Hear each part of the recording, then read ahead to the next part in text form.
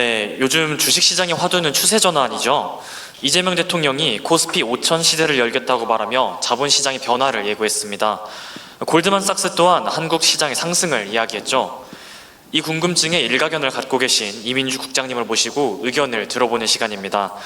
이 국장님은 2007년부터 2009년 글로벌 금융위기 당시 국제부 기자로 근무하시면서 당시 주식시장의 전개 과정을 보도했습니다. 네, 바로 모셔보도록 하겠습니다.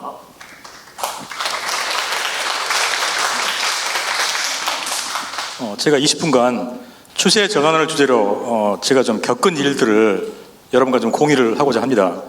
추세 전환이 이 포럼을 처음 시작했을 때는 그렇게 관심이 없었는데 정말 요 며칠 새 추세 전환에 대해서 관심이 부쩍 많아졌다는 걸 제가 이 포럼을 하면서 준비를 하면서 실감을 했습니다. 제가 2007년부터 2009년까지 제가 국제부에서 근무를 했는데 마침 그때가 글로벌 금융위기였습니다. 그래서 매일 글로벌 금융시장이 변하는 걸 시시각각으로 보도를 하다 보니까 지금도 기억이 생생한데 추세 전환이 어떻게 이루어졌는지 제가 겪은 경험을 좀 말씀을 드리고 싶습니다. 글로벌 금융위기는 뭐 잘 아시죠? 여러분 다 겪으셨으니까. 크게 봐서 4단계로 진행이 됐습니다. 첫째는 서브프라임 모기지 위기 아시죠? 그러니까 그 당시에 미국이 부동산 버블이 불어서 미국의 투자은행 IB들이 신용 수준이 낮은 사람에게까지 대출을 마구 해줬죠. 그게 이제 터진 거죠.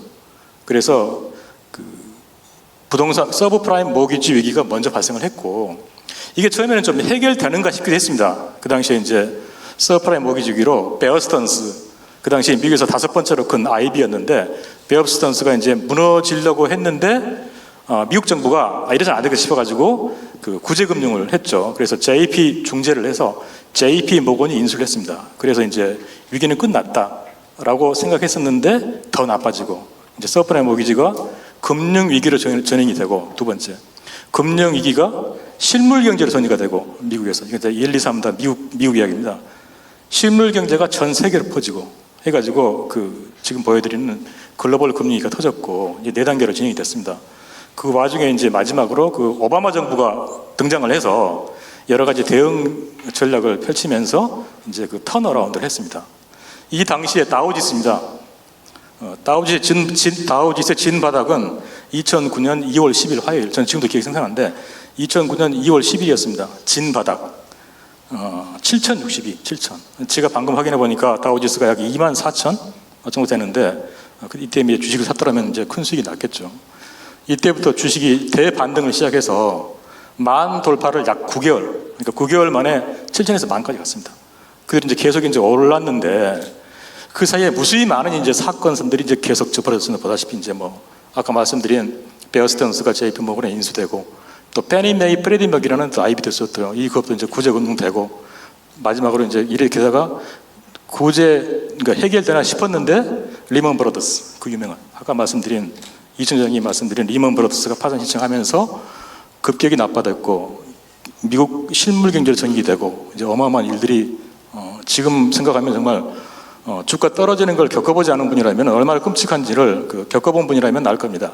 이런 상황이었는데 제가 좀 한번 보여드리죠. 그러니까 진 바닥 10개월 전, 진 바닥 9개월 전, 진 바닥 정말 진 바닥 제로, 그다음에 after 1 month, after 3 months. 이때 신문을 펼쳐보면은 어떤 기사가 나왔을까요? 이게 바로 추세 전환을 좀 파악할 수 있는 어떤 시그널이 아닌가 싶습니다. 제가 잠깐 좀 보여드리죠. 그러니까 before 10 months, 그러니까 진 바닥 10개월 전. 이때가 어떠냐면 이제 서브프라임 모기지가 이게 터지고 아까 말씀드린 베어 스턴스가 이제 흔들렸을 때 미국 정부의 중재로 JP 모건이 인수를 해가지고 약간 나아지나 이런 이야기가 나올 때였습니다.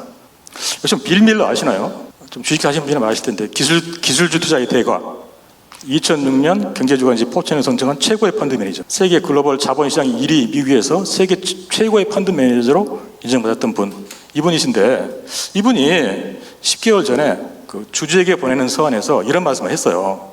그는 투자자들에게 보내는 서신에서 금융주와 소비주가 바닥을 찍었으며 최악의 상황은 흘러갔다. 그러니까 내가 원문을 보니까 그냥 흘러갔는지도 모른다가 아니고 그냥 명확하게 흘러갔다. 라고 그냥 단언을 했어요. 이분이 뭐 당연히 뭐 투자 대가이시겠죠. 근데 이분도 나름대로 이제 근거가 있겠죠. 이렇게 말씀했습니다. 금융적 소비자가 바닥을 찍었으며 베어 스턴스가 서프라임 모기지 그 사태가 해결되면서 패닉의 끝이다. 금융사들은 서프라임 사태 이후 2,500억 달러에 달하는 부실 자산을 상각 처리했다며 이 가운데 일부는 정상화돼 올 하반기에 금융사들에게 특별한 수익을 안겨줄 것이다. 무슨 아마 회계를 아시면 알 겁니다. 상각 처리했는데 그게 다시 이제 현금으로 돌아온다는 이야기죠. 그러니까 이런 말씀을 계속했습니다. 빌 밀러가 누구냐? 2006년 경제주간지 포천이 선정한 최고의 펀드 매니저다. 15년 동안 그 S&P 시장 지수를 이긴 분입니다. 그가 운영하는 122억 달러 금의 레그메이션 펀드도 서프라임 사태로 손실을 냈지만은 이분이 좋아진다고 얘기했다라고 이야기했습니다. 이분은 이 이야기를 해서 시장에서 아웃됐습니다. 제가 찾아보니까 이제 나중에 이제 퇴임을 해가지고 사퇴를 해서 지금 조그만 펀드를 운영하고 계시는데 이분이 하는 말씀을 이제 귀담아 듣는 분은 그렇게 많지가 않습니다. 이렇게 말해버렸기 때문에. 그러니까 예측이라는 게 얼마나 조심해서 해야 될 말인가라는 생각을 제가 해봤습니다. 자, 7개월 전, 그러니까 이제 더 나빠지는 겁니다. 그러니까 많은 사람이 생각하기에 빌 밀러까지 이렇게 좋아진다고 했는데 더 나빠지는 겁니다. 이제 7개월 전. 이때 이분이 방안을 냈어요. 지금도 기억나는데 JP 모건 수석 이코노미스트 브루스 캐스넌. 그러니까 이분 아시죠? JP 모건 아무나 들어가는 회사가 아니죠. 수석 이코노미스트. 그러니까 이분도 투자 대가세요. 근데 이분이 이제 오니까 우리나라 기자들이 궁금하잖아요. 그래서 이제 물어본 거예요. 야, 지금 점점 나빠지고 있는데 혹시 어떻게 생각하세요? 라고 물어보니까 이분이 이렇게 답변했어요. 쉽게 말해서 많은 사람들이 미국 경제가 나쁘다고 호들갑을 떠는데 나는 왜 그러는지 잘 모르겠다. 물론 어느 정도 나쁜 건 있는데 미국 경제는 펀더멘털이 튼튼하다. 이런 요지예요. 이런 말씀을 했습니다. 이런 말입니다. 미국 경제는 향후 6개월간 부진하겠지만 장기 침체 가능성은 낮다. 27일 방한한 브루스 커스먼은 미국 경기 침체가 있는 것도 같지만 최근 50년간 나타나던 7차례의 경기 침체와 비교해보면 매우 다르기 때문에 이게 잔치 침체가 맞는지 의심이 간다. 이런 말입니다. 이분도 아웃됐습니다. 그러니까 이 말을 하고 나서 4개월 전, 그러니까 이제 어마어마하게 이제 주식시장이 대급락을 하면서 대혼돈에 빠질 때입니다. 지금 4개월 전. 4개월 전에 이제 워렌 버핏 이분이 이제 아마 내 생각에는 이제 많은 사람들이 버핏에게 물어봤겠죠. 도대체 시장이 어떻게 되는지 궁금하니까 이제 이런 칼럼을 뉴욕타임즈에 기고를 했지 않았나 싶습니다. 버핏 좀 연구하신 분이라면 이 칼럼을 잘 아실 거라고 생각합니다. 제목을 아시죠? Buy American, I am. 미국 주식을 사세요. 나는 샀습니다. 이런 얘기입니다. 그러니까 자기 회사 이름으로 산 게 아니고 내 개인 이름으로 샀습니다.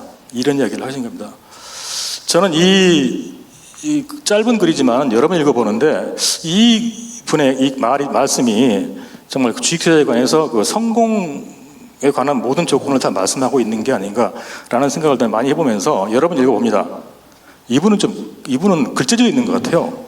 이분이 기자 생활을 해서도 매우 잘하지 않았을까라는 생각을 좀 해보는데, 그러니까 요지가 이겁니다. I can't predict the short-term movements of the stock market. 그러니까 나는 단기적으로 주가가 오를지 내릴지 모른다. 알 수 없다. 그럼에도 나는 주식을 산다. 왜냐하면은 사람들이 공포에 질릴 때 나는 두려워해야 되고 남들이 두려워할 때 공포에 질린다. 이런 얘기를 하고 나서 몇 가지 중요한 말씀을 하세요. 그러니까 이분이 예측을 못하는데도 이런 말씀을 합니다. The market will move higher, perhaps substantially so. 그러니까 주식시장은 장기적으로는 좀 오를 것이다. 아까 내가 말씀드렸던 그 말씀을 하시고 이런 말씀했습니다. If you wait for Robbins, spring will be over. 그러니까 로빈스라는 게 종달새? 이쯤 되겠죠. 그러니까 좋은 일이 오는 것을 이미 확인할 올 때까지 기다린다면은 spring is over. 봄날은 지나갈 것이다. 라고 얘기하면서 한마디로 경제 반등에 앞서서 주가는 선행한다. 그 말씀을 여러 번 지금 하고 계세요. 이게 지금 그 부분입니다. during Great Depression 아시죠? 미국의 대공황. 미국 대공황이 1932년 줄라이 7월 8일에 그러니까 미국 대공황기에 다우지수는 1932년 7월 8일에 40일 다우지수가 41일 때가 있었네요. 다우지수 40일로 바닥을 찍었는데 경제는 더 나빠져가지고 다음 이듬해 3월에 반등을 했다. 경제가 반등하기 전에 주가는 올랐다. 그 이야기 지금 계속 여러 가지 사례를 지금 들어서 말씀을 하고 계십니다. 그리고 나서 이제 여러 가지 이야기를 좀 많이 말씀을 하셨는데 이분이 좀 그 주식 가치 투자자로서 할 수 있는 말씀을 좀 하신 게 아닌가라고 생각을 좀 해보고 있습니다. 그러니까 이분은 그 나는 단기적으로 더 떨어질지 내릴지 모르는데 확실히 싼 건 사실이고 나는 그걸 샀다라는 겁니다. 뭐 이분이 설마 샀으니까 뭐 안 사진 않았겠죠. 샀을 겁니다. 결과적으로 이제 계속 가지고 있었으니까 큰 수익을 냈겠죠. 4개월 전에 이런 말씀을 했습니다. 3개월 전 이제 더 나빠집니다. 맞춘 분도 있어요. 내가 쓴 기사입니다. 이민주 기자. 그 존 폴슨, 제레미 그랜뎀이라는 분이 이제 거의 바닥에 가까웠고 그렇기 때문에 주식을 뭐 사기도 하고 사는 게 낫지 않겠느냐 이런 말씀을 좀 했습니다. 혹시 뭐 존 폴슨 아십니까? 글로벌 금융위기를 맞춰가지고 큰 스타가 된 그 펀드 매니저 지금도 계시죠. 근데 문제는 뭔가 그 뒤로는 다 틀렸어요. 내가 좀 그 뒤로 존 폴슨이 하신 말씀 다 봤는데 이제 이분이 이때 큰 수익을 내 가지고 돈이 막 몰려왔죠. 그리고 이분이 하는 말씀 다 이제 잘 귀담아 듣고 있는데 그들이 여러 차례 이제 예측을 했습니다. 근데 맞는 게 거의 없습니다. 이런 문제가 있고 그래서 예측이라는 거 정말 쉽지 않구나라는 생각을 좀 해봤습니다. 진바닥 아까 말씀드린 그 시점 신문을 펼치면 어떤 기사가 보통 나와 있을까요? 만약에 정말 그 스마트한 기사라면은 지금이 진바닥입니다. 주식을 사야 됩니다. 라고 말을 해야 맞지 않을까요? 그런데 내가 그때 신문을 검색해 보니까 그런 말씀 하는 분은 안 계시고요. 보통 이런 기사가 신문을 펼치고 있습니다. 동유럽 발, 제2의 금융위기 오나 전 세계 공포 확산, 그 다음에 GN 파산 신청 운동 이것도 제가 썼습니다. 여러분 이런 기사를 보고 주식을 사시겠어요? 사실 이때가 정말 샀어야 될 때인데 지나놓고 보면은 결과는 선명하죠. 자, after one 그러니까 이제 진 바닥 1개월 지나서 주가가 이제 막 이제 오르기 시작하는데 이제 막 서서히 오르는 게 느낌이 보이는데 자, 이때 신문을 펼치면 어떤 기사가 나와 있을까요? 지금 이겁니다. 미 간판주 껌값 수준 몰락. AI 시총이 시장의 삼성증권의 절반이었습니다. 그 CT, AIG, CT그룹 거대 은행이죠. AIG 세계 최대 보험사일 겁니다. 뭐 제너럴 모터스, 포드 뭐 다 아시는 이름이죠. 이 기업들이 주가가 1달러가 안 됐습니다. 그래서 동전주, 페니스탁이라고 했습니다. 제가 방금 주가를 확인해 보니까 CT그룹은 78달러였고 어제 기준으로 AIG는 87달러. 이 시점에서는 지금 이렇게 나와 있습니다. 주식을 살 수 있었을까요? 이 기사를 보고라는 생각을 좀 해봅니다. 맞추는 기사도 있습니다. 이게 지금 거의 근접한 기사인데 after one 그러니까 거의 맞춘 거죠. 미 경제 봄바람 착시인가 실제니까 세계 경제 바닥 보인다. 여러분 기사가 세계 경제 바닥 보인다라고 쓸 수 없는 건 아시죠? 기사가 미래 전망을 할 수는 없습니다. 그건 정말 기자 생활을 해본 분이라면은 그렇게는 못 쓰고 이 정도가 쓸 수 있는 최선의 표현이라는 거 아실 겁니다. 그러니까 이 기사가 쓸 수 있는 그 미래 전망에 대해서 바닥 보인다라는 기사를 보여준 베스트이지 않겠습니까? 미 경제 봄바람 왔다라고 쓸 수는 없죠. 미래 전망인데 미 경제 봄바람 착시인가 실제인가? 실은 제가 썼습니다. 제가 나름대로 그러니까 그냥 아무 이유 없는 건 아니고 나름대로 저는 근거가 있었습니다. 왜냐하면은 부동산 신규 착공 건수가 처음으로 증가했거든요. 2월에 미국에서 경제 위기가 벌어진 출발점은 부동산이었어요. 아까 말씀대로 서브프라임 모기지 위기. 그리고 또 하나 이거 있는데 미국 경제는 경제가 GDP인 건 아시죠? 많은 사람이 경제를 어렵게 생각하는데 경제는 GDP입니다. 한 나라의 경제가 전년보다 좋아졌단 말은 GDP가 플러스다는 이야기예요. 근데 GDP는 뭐 경제 공부하신 분이 알겠지만은 네 가지로 되어 있죠. CIGX, Consumption, 소비자 지출, Investment, 민간 투자, G, Government Expenditure, 정부 지출, 그다음에 Net Export, 순수출 네 가지인데 나라마다 그 중요한 부분이 몇 가지가 있습니다. 미국은 그 70%가 컨섬프션이고 컨섬프션의 가장 중요한 변수는 부동산이에요. 그래서 미국 경제를 예측하려면 부동산을 예측해야 됩니다. 근데 부동산이 좋아졌다. 그 이유 때문에 내가 이 지적을 썼고 거기에 덧붙여서 여기 나오네요. 미국은 GDP의 70%를 소비가 차지하고 있기 때문에 소비가 살아야 경제가 사는데 주택시장 개선이 그 신호로 해석될 수 있다라는 이야기고 여기에 덧붙여서 PMI도 좋아졌고 몇 가지 좋아지는 시그널이 몇 개 있었기 때문에 이걸 토대로 해서 이런 기사를 작성을 했습니다. 내가 썼지만 정말 그때 쓰길 잘했다. 라는 생각을 해보고 있습니다. 자, 애프터 5개월 진짜 주가는 이제 정말 무섭게 오르고 있습니다. 그러면 사람들이 또 신문을 펼쳐보죠. 야, 도대체 이게 뭐가 맞는 거야? 어떤 일이 벌어지고 있는 거야? 라고 궁금증을 갖겠죠. 그때 신문을 펼쳐보면 어떤 기사가 나올까요? 이제 주가 오르기 시작합니다. 이런 기사가 나올까요? 보통 이런 기사입니다. 그러니까 어느 일간지 경제지 기사인데 9명 중 4명 코스피 900 밀릴 것 신중하고 또 신중하라. 이런 식하시겠어요 상당히 어려운 이야기입니다. 자, 이제 6개월 정말 주가가 막 더 오릅니다. 그러면 사람들은 역시 또 이제 신문을 펼쳐보겠죠. 그러면 이제 이런 기사가 나옵니다. 이건 어느 경제신문 사설입니다. 그러니까 이제 논설위원이 있으셨죠. 논설위원님 아시죠? 기자 생활을 이제 오랫동안 하셨고 많은 경력을 가진 분이 논설위원이시죠. 자, 경기 회복 말하기는 아직 이르다. 최근 일부 경제 지표들이 개선되는 모습을 보이자 경기가 바닥을 치는 것 아니냐는 이야기들이 나오고 있다. 윤중현 기획재정부 장관도 얼마 전 경제의 좋은 신호들이 보이기 시작했다고 언급한 바 있으나 과연 이것이 경제가 본격적으로 살아나고 있다는 증거로 봐야지 대해서는 솔직히 조심스럽다. 이 이야기를 지금 나머지 부분까지 지금 다 하고 있습니다. 그래서 결론으로 경제를 위해서는 근거 없는 비관론도 피해야 하지만 섣부른 낙관론도 경계해야 한다. 지금으로서는 경기 부양책 등 정부가 추진하고 있는 경기 회복 대책을 차질 없이 추진하는 것이 무엇보다 중요하다. 그것이 경계 심리를 더욱 호전시키고 경기 회복을 앞당기는 지름길이다.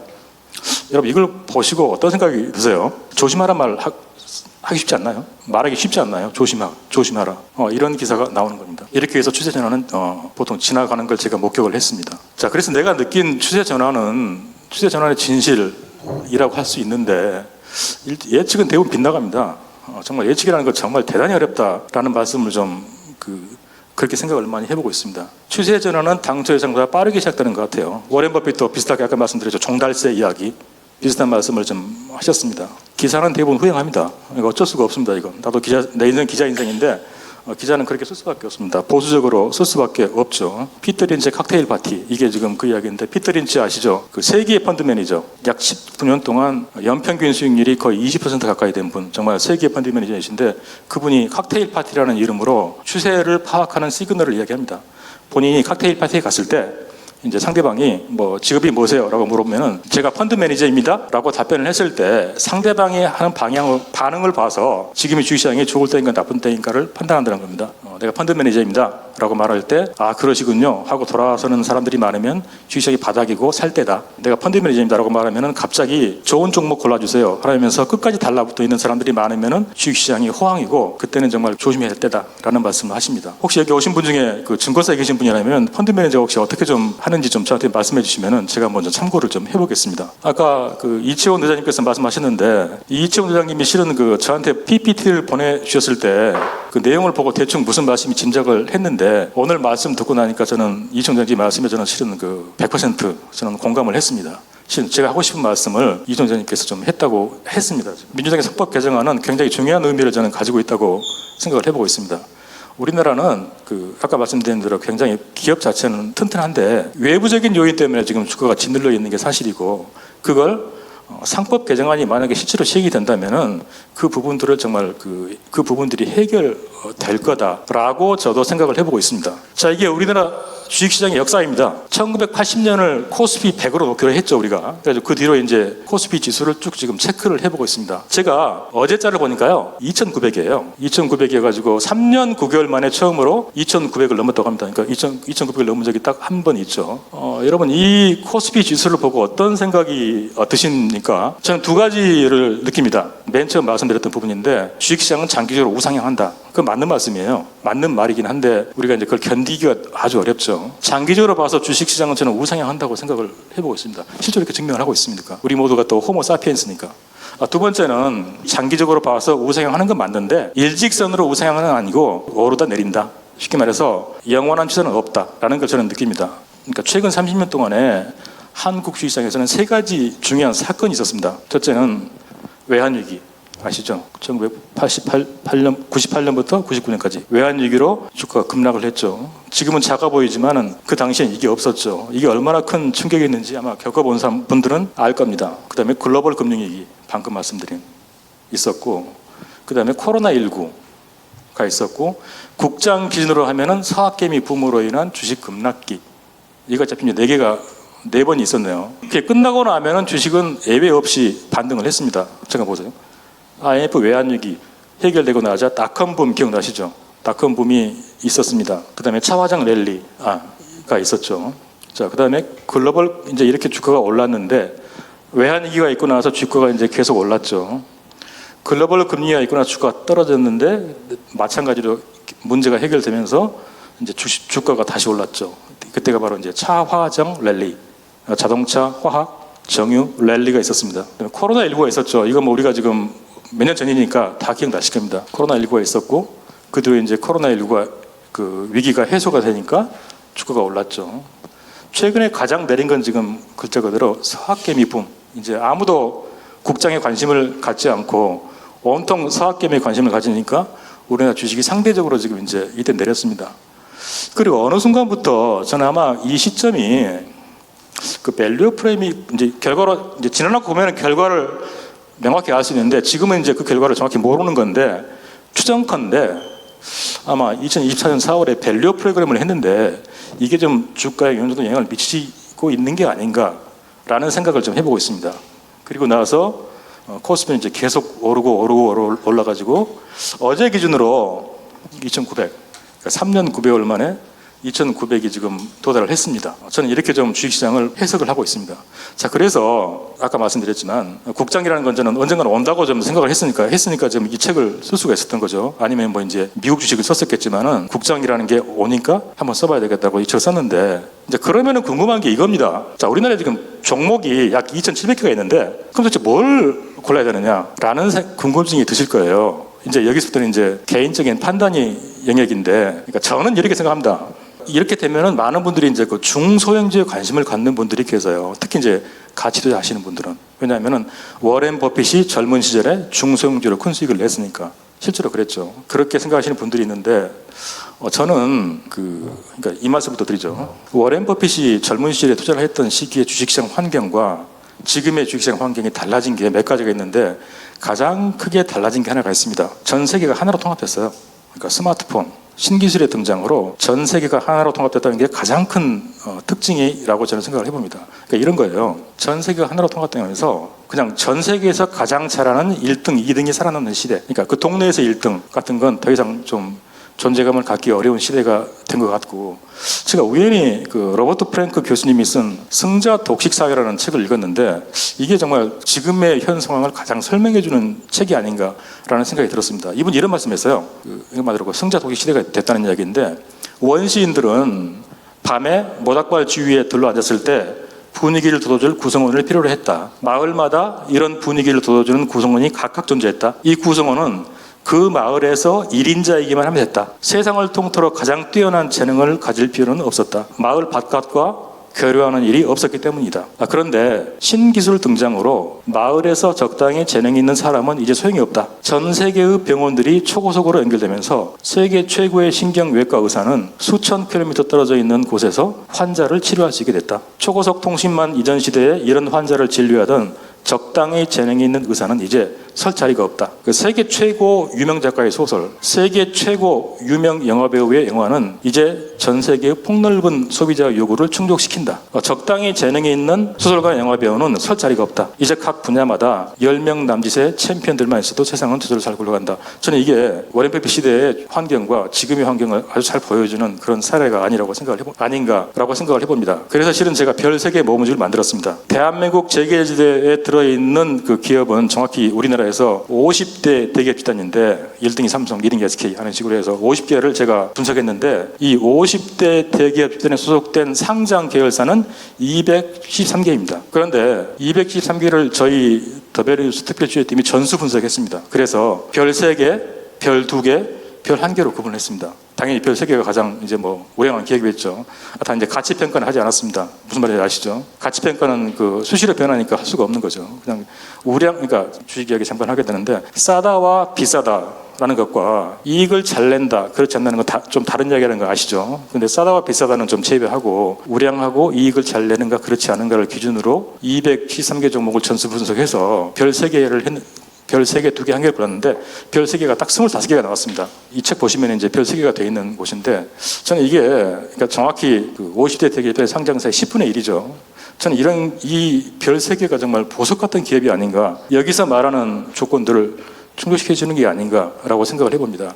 글로벌 시장도 잘 진출했고 성과를 내고 있고 국내에서는 물론이고 별 3개를 선정하는 기준은 제가 3가지로 했습니다. 첫째는 글로벌 시장 진출을 잘하고 있는가. 왜냐하면 우리나라는 지금 인구 절벽 국가예요. 국내 시장만으로는 더 이상 고인권 선하기 어렵습니다. 첫 번째 조건이었고, 두 번째로는 오너 자재가 근무하고 있는가. 이거 되게 이상한 갑자기 엉뚱한 이야기인데 오너 자재가 그 계열사에 근무하고 있는가. 이거 중요하게 봤습니다. 왜?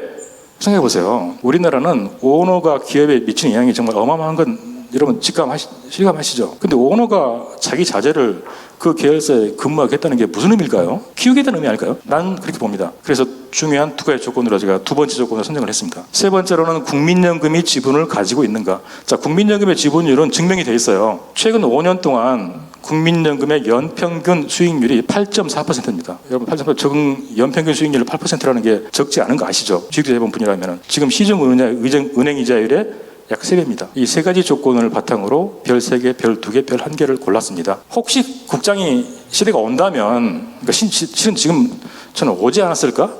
라고 생각을 해봤는데, 그건 제가 알 수가 없는 거죠. 이제 지나놓고 봐야지 결과를 알 수 있는 거니까. 그런데 만약에 온다면은, 그 별 3개 모음집, 그리고 대한민국 재계지도, 이런 이 책이 좀 빛을 받았으면 좋겠다라는 생각을 저는 해보고 있습니다. 감사합니다.